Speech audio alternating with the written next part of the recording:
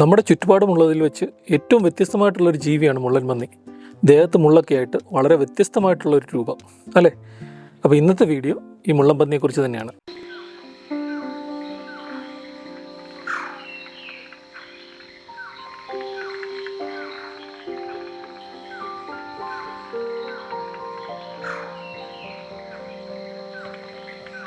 Hello ഒരുവൺ, എൻ്റെ പേര് David Raju. ഞാൻ നാച്ചുറലിസ്റ്റാണ്. മുള്ളൻപന്നിയെ കണ്ടാൽ എങ്ങനെ തിരിച്ചറിയാമെന്ന് ഞാൻ പറഞ്ഞു തരേണ്ട ആവശ്യമില്ലല്ലോ. നമ്മുടെ കാടുകളിലും പല നാട്ടിൻപുറങ്ങളിലുമൊക്കെ വളരെ സാധാരണമാണ് ഈ മുള്ളൻപന്നി. വളരെ സാധാരണ എന്ന് പറയുന്ന സമയത്തും നമുക്കൊരുപക്ഷെ ഇതിനെ കാണാൻ പറ്റത്തില്ല. കാരണം ഇത് രാത്രിഞ്ചരന്മാരാണ്. രാത്രി സമയത്താണ് ഇത് വെളിയിറങ്ങുന്നത്. പകൽ സമയത്തൊന്നും ഇത് സാധാരണ മാളങ്ങളിലാണ് കഴിഞ്ഞുകൂടുന്നത്. മാളങ്ങൾ എന്ന് പറയുമ്പോഴത്തേക്കിന് നമ്മുടെ നാട്ടിൻപുറത്തിനടുത്തുള്ള ഏതെങ്കിലും പാറക്കൂട്ടങ്ങൾ ഉള്ള സ്ഥലത്തോ പാറയുടെ അടുത്തിൽ ചെറിയ അള്ളുകളും പൊത്തുകളൊക്കെ ഉണ്ടെങ്കിൽ അതിൻ്റെ അകത്ത് താമസിക്കും. അല്ലെങ്കിൽ ഇവർ മാളം കുഴിച്ചിട്ട് അതിൻ്റെ അകത്തൊക്കെയാണ് ഇവർ താമസിക്കുന്നത്. മുള്ളൻപന്നിക്ക് ഇംഗ്ലീഷിൽ പറയുന്നത് പോർക്കുപൈൻ എന്നാണ് പറയുന്നത്. മുള്ളൻപന്നിയുടെ ഏറ്റവും വലിയ പ്രത്യേകത അതിൻ്റെ മുള്ളുകളാണ്. അപ്പം ആ മുള്ളുകളിൽ നിന്ന് തന്നെ നമുക്ക് പറഞ്ഞു തുടങ്ങാം. നമ്മുടെ മുടി, നഖം എന്നിവയൊക്കെ ഉണ്ടാക്കിയിരിക്കുന്ന കെരാട്ടിൻ എന്ന് പറഞ്ഞൊരു വസ്തു വെച്ചിട്ടാണ് ഈ മുടിയും നഖമൊക്കെ ഉണ്ടാക്കുന്നത്. ഇതേ വസ്തു വെച്ചിട്ട് തന്നെയാണ് പോർക്കുപൈൻ്റെ അല്ലെങ്കിൽ ഈ മുള്ളൻപന്നിയുടെ മുള്ളുകൾ ഉണ്ടാക്കിയിരിക്കുന്നത്. അപ്പോൾ നല്ല ഹാർഡായിട്ടുള്ളതാണ് മുള്ളുകളൊക്കെ. ഇതൊക്കെ ചില സമയത്ത് നമ്മുടെ പറമ്പിലോ അല്ല കാട്ടിലൂടെ ഒക്കെ പോകുന്ന സമയത്ത് കാട്ടിലൊക്കെ പൊഴിഞ്ഞ് വീണ് കിടക്കുന്നതൊക്കെ നമുക്ക് കാണാൻ പറ്റും. കറുപ്പും വെളുപ്പും നിറത്തിലുള്ള നല്ല നീളമുള്ള ക്വിൽസ് എന്നാണ് ഇതിന് പറയുന്നത്. ഈ മുള്ളുകളൊക്കെ വീണ് കിടക്കുന്നത് നമുക്ക് കാണാൻ പറ്റും. ഈ ക്വിൽസ് അല്ലെങ്കിൽ ഈ മുള്ളുകൾ രണ്ട് തരത്തിലുണ്ട്. ഒന്ന് ഈ കഴുത്തിന് അല്ലെങ്കിൽ തലയ്ക്ക് തൊട്ട് മേളിലും കഴുത്തിലുമായിട്ട് നല്ല നീളത്തിലും ഫ്ലെക്സിബിളും ആയിട്ടുള്ള മുള്ളുകളുണ്ട്. അത് നമ്മുടെ മുടി പോലെ തന്നെയൊക്കെയാണ്. നമ്മുടെ നാട്ടിൽ കാണുന്ന മുള്ളൻപന്നിയുടെ ഒരു പ്രത്യേകത എന്ന് പറഞ്ഞു കഴിഞ്ഞാൽ തലയുടെ മേളിലും കഴുത്തിലും ഒക്കെ ആയിട്ടുള്ള നീളം മുടികളാണ്. അത് ഏതെങ്കിലും ജീവികളെ കാണുമ്പോഴോ, പ്രത്യേകിച്ച് ഏതെങ്കിലും പ്രിഡേറ്റേഴ്സ് ആയിട്ടുള്ള കടുവയോ പുലിയൊക്കെ കാണുന്ന സമയത്ത് ഇവരിങ്ങനെ മേളിലോട്ട് ഉയർത്തി വെക്കാറുണ്ട്, ഒരു ക്രസ്റ്റ് പോലെ.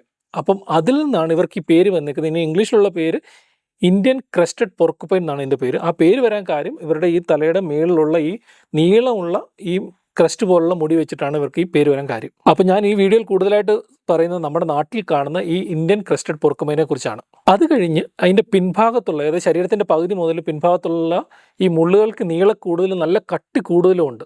അതാണ് പ്രോപ്പറായിട്ടുള്ള ക്വിൽസ് എന്ന് പറയുന്നത്. അതുപോലെ വാലിന് നീളക്കുറവാണ്, വളരെ ചെറിയ വാലാണ്. ആ വാലിലും മുള്ളുകളുണ്ട്. അത് നല്ല വെളുത്ത നിറത്തിലാണ് ഈ കാണുന്നത്. അപ്പം അതുകൊണ്ടാണ് ഇവർക്ക് വേറെ പേര് വൈറ്റ് ടെയിൽ പോർക്കുപൈൻ എന്നും ഈ ഇന്ത്യൻ ക്രസ്റ്റഡ് പോർക്കുപൈനെ പറയാറുണ്ട്.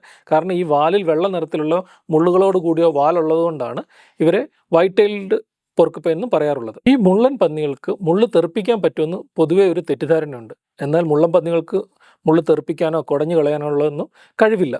ഇവരെന്താ ചെയ്യുന്നതെന്ന് വെച്ച് കഴിഞ്ഞാൽ ഏതെങ്കിലും പ്രിഡേറ്റേഴ്സ് അടുത്ത് വന്ന്, പ്രത്യേകിച്ച് കടുവയോ പുലിയോ അതോ ഏതെങ്കിലും പട്ടികളോ ഒക്കെ അടുത്ത് വരുന്ന സമയത്ത് ഇവർ ഈ പുറകിലുള്ള ആ കട്ടിയുള്ള മുള്ളുകൾ എഴുന്നേൽപ്പിച്ച് നിർത്തിയിട്ട് അതിങ്ങനെ ഷെയ്ക്ക് ചെയ്യും. ഷെയ്ക്ക് ചെയ്യുമ്പോഴത്തേക്കിനും ഒരു കിലുങ്ങുന്ന പോലത്തെ ഒരു സൗണ്ട് കേൾക്കും. റാറ്റിലിംഗ് സൗണ്ട് എന്നാണ് അത് പറയുന്നത്. ആ സൗണ്ട് കേട്ടിട്ട് ആദ്യം പേടിപ്പിക്കാനായിട്ട് നോക്കും. എന്നിട്ടും ഈ മൃഗങ്ങൾ അടുത്തോട്ട് വരികയാണെങ്കിൽ ഒരു പുറം തിരിഞ്ഞിട്ട് ആ മൃഗങ്ങൾ, ഇപ്പോൾ ഒരു കടുവ ഇവിടെ നിൽക്കുകയാണ്, കടുവയുടെ പുറം തിരിഞ്ഞ് കടുവയുടെ അടുത്തോട്ട് ചാർജ് ചെയ്യും.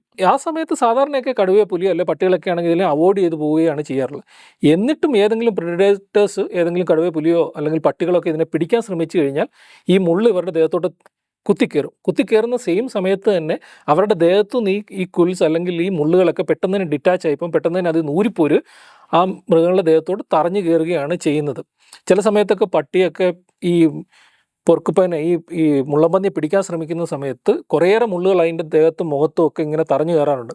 അത് കണ്ടിട്ടായിരിക്കും ഒരു പക്ഷേ നമ്മുടെ നാട്ടിലുള്ള ആൾക്കാരൊക്കെ പറയുന്നത് ഈ മുള്ളൻപന്നിക്ക് മുള്ള് കുടഞ്ഞു കളയാനോ അല്ലെങ്കിൽ ഇങ്ങനെ തെറിപ്പിച്ച് കളയാനുള്ള കഴിവൊക്കെ ഉണ്ടെന്ന് പറയുന്നത്. ഈ പ്രിഡേറ്റേഴ്സിൻ്റെ മുഖത്തോ കയ്യിലോ ഒക്കെ കയറിയിട്ടുള്ള മുള്ളുകളൊന്നും അവർക്ക് പെട്ടെന്ന് ചിലപ്പോൾ ഊരിക്കളയാനായിട്ട് പറ്റത്തില്ല. അത് അവർക്ക് വളരെ പ്രശ്നങ്ങൾ ഉണ്ടാക്കാറുണ്ട്. ചില സമയത്തൊക്കെ കടുവയുടെയൊക്കെ മുഖത്തൊക്കെ അല്ലെങ്കിൽ പുലിയുടെയൊക്കെ മുഖത്ത് കയറിയിരിക്കുന്ന മുള്ളുകളുടെ പലതരത്തിലുള്ള ഫോട്ടോസൊക്കെ നമ്മൾ കണ്ടിട്ടുണ്ട്. പ്രത്യേകിച്ച് രന്തമ്പൂർ ടൈഗർ റിസർവിൽ നമ്മുടെ ഒരു സുഹൃത്ത് ഒരു കടുവയെ ഒബ്സർവ് ചെയ്യുന്ന സമയത്ത് ആ കടുവയ്ക്ക് സബഡൽട്ടായിട്ടുള്ള കുറേ 3 കപ്സ് ഉണ്ടായിരുന്നു. കപ്സ് എന്ന് പറഞ്ഞാൽ ഏകദേശം 2 വയസ്സിനടുത്ത് പ്രായമുള്ള സബഡൽട്ടായിട്ടുള്ള ടൈഗേഴ്സ് ആയിരുന്നു. അപ്പം പകൽ സമയത്ത് അവർ കണ്ടത് ഒരു മുള്ളൻപന്നി ഈ ബുഷിൻ്റെ ഇടയ്ക്ക് ഇരിപ്പുണ്ട്. അപ്പോൾ ഈ ഒരു കടുവ പോയിട്ട് ഈ മുള്ളൻപന്നിയെ അതിനെ ആക്രമിക്കാൻ ശ്രമിക്കുന്ന, അതിനെ പിടിക്കാൻ ശ്രമിക്കുന്നതൊക്കെ കണ്ട് ഏകദേശം 2 മണിക്കൂർ ഈ കടുവ ഈ മുള്ളൻപന്നിയുടെ പുറകെ കൂടെ നടക്കുമായിരുന്നു. പുറകെ കൂടെ പോകുന്ന അപ്പോൾ മുള്ളൻപന്നി ഏതെങ്കിലും ഈ ചെടിയുടെ അടിയിൽ ഒളിച്ചിരിക്കും. ഈ കടുവ പോയിട്ട് പിന്നെ അതിനെ മാന്തി വെളിയിലെടുക്കാനായിട്ട് ശ്രമിക്കും.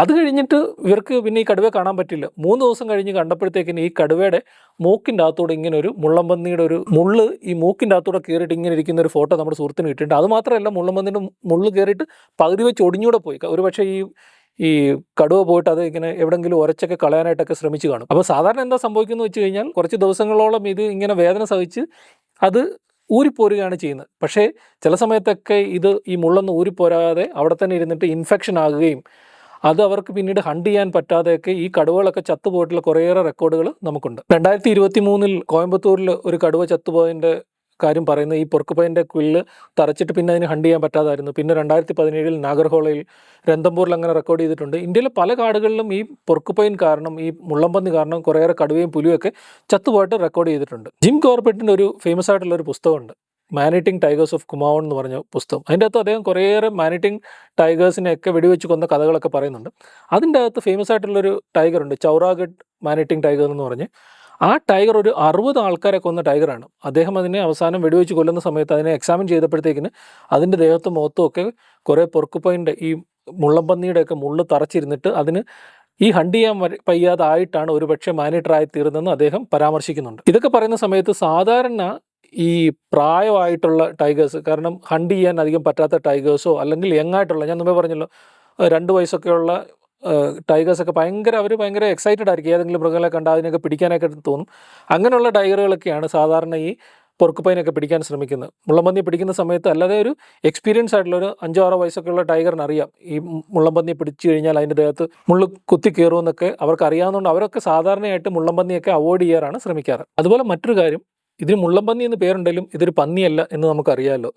ഇത് ഒരു റോഡൻ്റ് ആണ്. റോഡൻ്റ് എന്ന് പറഞ്ഞു കഴിഞ്ഞാൽ നമ്മുടെ എലിയുടെ വർഗ്ഗക്കാരാണ് ഈ മുള്ളംപന്നി. എലികൾ, അണ്ണാനൊക്കെ ഈ വിഭാഗത്തിൽ പെടുന്നവരാണ്. ഈ വിഭാഗത്തിൽപ്പെട്ട ജീവികളുടെ മുൻനിര പല്ലുകൾ, ഇൻസിസേഴ്സ് എന്ന് പറഞ്ഞ പല്ലുകൾ തുടർച്ചയായിട്ട് വളർന്നുകൊണ്ടിരിക്കും.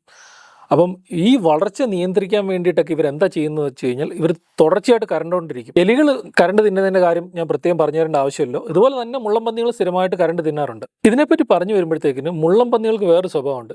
ഇവർ കാട്ടിൽ വീണ് കിടക്കുന്ന മാനിൻ്റെ കൊമ്പുകളും എല്ലും കഷ്ണമൊക്കെ സ്ഥിരമായിട്ട് കരണ്ട് തിന്നാറുണ്ട്. ഈ പല്ലിൻ്റെ വളർച്ച നിയന്ത്രിക്കാനും ഇവർക്ക് ആവശ്യമുള്ള കാൽസ്യവും മറ്റു മിനറൽസും ഒക്കെ കിട്ടാൻ വേണ്ടിയിട്ടാണ് ഇവർ സ്ഥിരമായിട്ട് ഈ മാനിൻ്റെ കൊമ്പുകളും ഈ എല്ലുകളും ഒക്കെ കരണ്ട് തിന്നുന്നത്. ഇവർ ഈ വീണ് കിടക്കുന്ന എല്ലുകളും അല്ലെങ്കിൽ മാനിൻ്റെ കൊമ്പുകളും ഒക്കെ കരണ്ട് തിന്നുന്നത് കൂടാതെ ചില സമയത്തൊക്കെ ഇവർ ഈ എല്ലൊക്കെ എടുത്തിട്ട് മാളത്തിൻ്റെ അകത്ത് കൊണ്ടുപോയിച്ചിട്ടൊക്കെ കരണ്ട് തിന്നാറുണ്ട്. ചില സമയത്തൊക്കെ മാളത്തിൻ്റെ വെളിയിലും ഒക്കെ ഇങ്ങനെ എല്ലുകളൊക്കെ കൂട്ടം കൂടി കിടക്കുന്നത് കാണാൻ പറ്റും. ഇതിനെക്കുറിച്ച് പറഞ്ഞു വരുമ്പോഴത്തേക്കിന് ഇസ്രായേലിൽ നടത്തിയ ഒരു പഠനം കൂടെ എനിക്ക് പറയാനുണ്ട്. അവർ രസകരമായിട്ടൊരു പഠനം നടത്തി.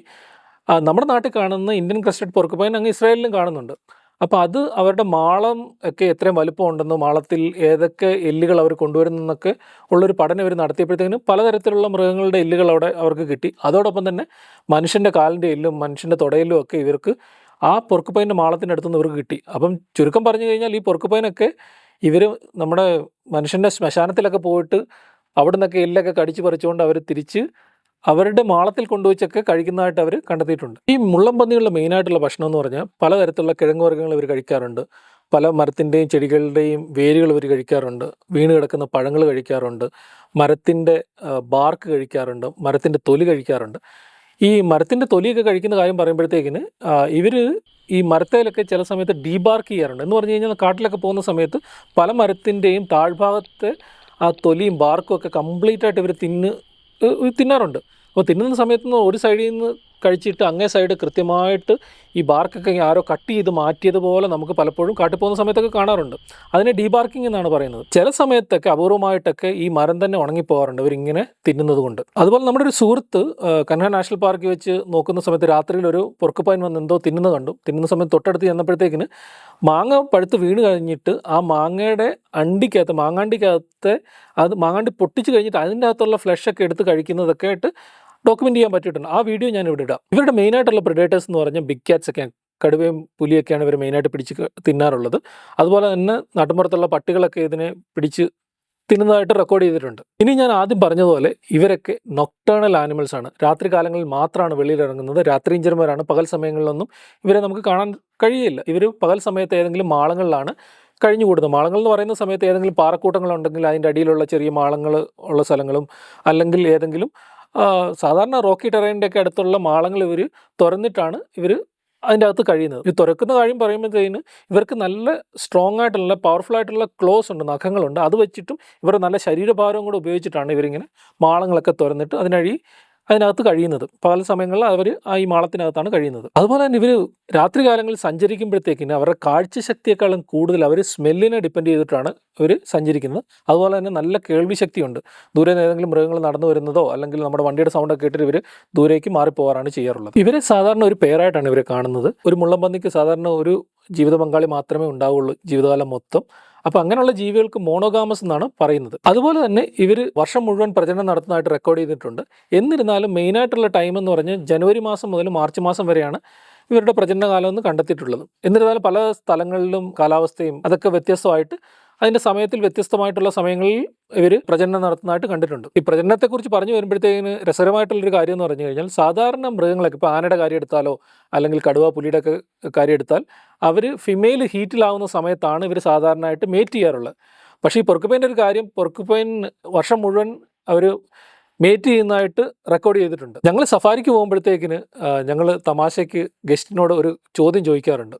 How do porcupine makes love? എങ്ങനെയാണ് മുള്ളൻപന്നികൾ മേറ്റ് ചെയ്യുന്നൊരു ചോദ്യം ഞങ്ങൾ ചോദിക്കാറുണ്ട്. അത് ഭയങ്കര ട്രിക്കി ക്വസ്റ്റ്യൻ. ഒന്ന് ഓർത്ത് നോക്കണം, ദേഹം മുഴുവൻ ഇങ്ങനെ മുള്ള് കൂർത്ത് നിൽക്കുന്ന ഒരു മൃഗങ്ങൾ തമ്മിൽ എങ്ങനെയാണ് സ്നേഹിക്കുന്നതെന്നാണ് ഒരു ചോദ്യം ചോദിച്ചത്. അപ്പം കുറച്ച് നേരം അവരൊക്കെ ആലോചിച്ചിരിക്കും. അപ്പം നമ്മളിങ്ങനെ കുറച്ച് നേരം കഴിഞ്ഞിട്ട് നമ്മളതിൻ്റെ ആൻസർ പറയും. എന്താണെന്ന് വെച്ച് കഴിഞ്ഞാൽ വെരി കെയർഫുൾ, വളരെ കെയർഫുള്ളായിട്ട് ഇവർക്ക് മേറ്റ് ചെയ്യാൻ പറ്റുള്ളൂ. അല്ലെങ്കിൽ രണ്ടുപേരും ഭയങ്കര പ്രശ്നത്തിലാണ്, മുള്ളു ദേഹത്ത് തറച്ച് കയറും എന്നുള്ള തമാശ ഒരു ചോദ്യം ഞങ്ങൾ ഇടയ്ക്ക് അവരോട് ചോദിക്കാറുണ്ട്. സാധാരണ ഇവർക്ക് 2 മുതൽ 4 കുഞ്ഞുങ്ങൾ വരെയാണ് ജനിക്കാറുള്ളത്. കുഞ്ഞുങ്ങൾ ജനിക്കുമ്പോൾ തന്നെ ഇവരുടെ ദേഹത്തൊക്കെ ചെറിയ മുള്ളുകളൊക്കെ കാണും. പക്ഷേ കുറച്ച് മണിക്കൂറുകൾക്കുള്ളിൽ തന്നെ ഈ മുള്ളുകളൊക്കെ നല്ല കട്ടിയുള്ളതായിട്ട് മാറാറാണ് ഉള്ളത്. നമ്മൾ ഇത്രയും നേരം സംസാരിച്ച് ഇന്ത്യൻ പൊർക്കുപൈൻ ഏകദേശം 1 മീറ്ററോളം നീളം വെക്കുന്നതാണ്. ഏകദേശം 8 മുതൽ 19 കിലോ വരെ വലുപ്പം വെക്കുന്നതാണ് ഇന്ത്യൻ ക്രസ്റ്റഡ് പൊർക്കുപൈൻ. ഏകദേശം 12 വർഷം വരെ ഇവർ വൈൽഡിൽ ജീവിക്കുന്നതായിട്ട് കണ്ടെത്തിയിട്ടുണ്ട്. പക്ഷേ ക്യാപ്റ്റിവിറ്റിയിൽ അതിൽ കൂടുതൽ വർഷങ്ങൾ ജീവിച്ചിരിക്കുന്നതായിട്ട് കണ്ടെത്തിയിട്ടുണ്ട്. ഈ Indian crested porcupine north east India ഒഴികെയുള്ള ഒരുവിധപ്പെട്ട എല്ലാ സംസ്ഥാനങ്ങളിലും ഇത് വൈഡ്ലി ഡിസ്ട്രിബ്യൂട്ടഡ് ആയിട്ടുള്ള ഒരു മൃഗമാണ്. അതുപോലെ തന്നെ തിക്കായിട്ടുള്ള എവർഗ്രീൻ ഫോറസ്റ്റിൽ ഇതിനെ കാണുന്നുണ്ട്. ഇലപൊഴിയും കാടുകളിൽ ഇതിനെ കാണാറുണ്ട്. നമ്മുടെ നാട്ടുമ്പുറങ്ങളിലും വളരെ സാധാരണമായിട്ട് ഈ പൊർക്കുപൈനെ കാണാറുണ്ട്. ഇന്ത്യ കൂടാതെ ശ്രീലങ്ക, നേപ്പാൾ, പാകിസ്ഥാൻ, പിന്നെ middle east, central Asia, south Asia, യൂറോപ്പിലെ പല ഭാഗങ്ങളിലും ഒക്കെ ഇതിനെ കാണാറുണ്ട്. ഇന്ത്യൻ ക്രസ്റ്റഡ് പൊർക്കുപൈനെ കൂടാതെ ഇന്ത്യയിൽ നമുക്ക് വേറെ 2 സ്പീഷീസ് പൊർക്കുപൈൻ കൂടിയുണ്ട്. അതിലൊരെണ്ണം ഹിമാലയൻ ക്രസ്റ്റ്ലെസ് പൊർക്കുപൈൻ എന്ന് പറഞ്ഞ അല്ലെങ്കിൽ മലയൻ പൊർക്കുപൈൻ എന്ന് പറഞ്ഞൊരു സ്പീഷീസ് ഉണ്ട്. അത് ഹിമാലയത്തിൻ്റെ ഫുട് ഹിൽസിലും നോർത്ത് ഈസ്റ്റ് ഇന്ത്യയിലും ഒക്കെ കാണുന്നത്. നമ്മുടെ നാട്ടിൽ കാണുന്ന പൊർക്കുപൈൻ്റെ ഏകദേശം അതേ വലുപ്പമൊക്കെ ഉണ്ട്. പക്ഷേ അതിൻ്റെ ഈ തലയ്ക്ക് മേളിലുള്ള ആ നീളത്തിലുള്ള കറുത്ത നിറത്തിലുള്ള ആ ക്രസ്റ്റ് ഇല്ല അതിന്. അപ്പോൾ അത് കണ്ടിട്ടാണ് നമുക്ക് ഇതിനെ എളുപ്പത്തിൽ തിരിച്ചറിയാൻ പറ്റുന്നത്. ഇതിൻ്റെ ഡിസ്ട്രിബ്യൂഷൻ എന്ന് പറഞ്ഞാൽ നോർത്ത് ഈസ്റ്റേൺ സംസ്ഥാനങ്ങളിലാണ് ഇതിനെ കാണുന്നത്. അതോടൊപ്പം തന്നെ സൗത്ത് ഈസ്റ്റ് ഏഷ്യയിലെ പല രാജ്യങ്ങളിലും ഈ മലയൻ പൊർക്കുപൈനെ കാണുന്നുണ്ട്. അടുത്തത് ഏഷ്യാറ്റിക് ബ്രഷ്ടെയിൽ പൊർക്കുപൈൻ എന്ന് പറഞ്ഞൊരു പൊർക്കുപൈനാണ്. ഇത് സാധാരണ നോർത്ത് ഈസ്റ്റ് ഇന്ത്യയിൽ മാത്രമാണ് കാണപ്പെടുന്നത്. പ്രത്യേകിച്ച് നല്ല തിക്കായിട്ടുള്ള കാടുകൾ, നിബിഡമായിട്ടുള്ള കാടുകളിലാണ് ഇതിനെ കാണുന്നത്. നമ്മുടെ നാട്ടിൽ കാണുന്ന അല്ലെങ്കിൽ ഇന്ത്യയിൽ കാണുന്ന മറ്റ് 2 പൊർക്കുപൈനെ അപേക്ഷിച്ചിട്ട് ഇതിന് ഭയങ്കര വലുപ്പക്കുറവാണ്. ഇതിൻ്റെ സൈസ് എന്ന് പറയുന്നത് ഏകദേശം ഒരു 1.5 കിലോ മുതൽ 4 കിലോ വരെ വലുപ്പം വെക്കുള്ളൂ. ഒറ്റ നോട്ടത്തിൽ കണ്ടാൽ നമ്മുടെ നാട്ടിലെ കാണുന്ന വലിയ പെരിച്ചാഴിയില്ല, അതുപോലൊക്കെ തന്നെ ഇരിക്കും ഈ ബ്രഷ്ടെയിൽ പൊർക്കുപൈൻ. പക്ഷേ അതിൻ്റെ ദേഹത്ത് മുള്ളുകളൊക്കെ ഉണ്ട്. അതുപോലെ തന്നെ നീളമുള്ള വാലാണുള്ള. വാലിൻ്റെ അറ്റത്ത് നമ്മുടെ ബ്രഷിൻ്റെ പോലത്തെ നീളത്തിലുള്ള ഈ ക്വിൽസ് ഒക്കെ ഉണ്ട്. ഈ മുള്ളുകളൊക്കെ വാലിൻ്റെ അറ്റത്തുണ്ട്. ലോകത്താകമാനം 29 സ്പീഷീസ് പൊർക്കുപൈൻ അല്ലെങ്കിൽ മുള്ളൻപന്നികളാണുള്ളത്.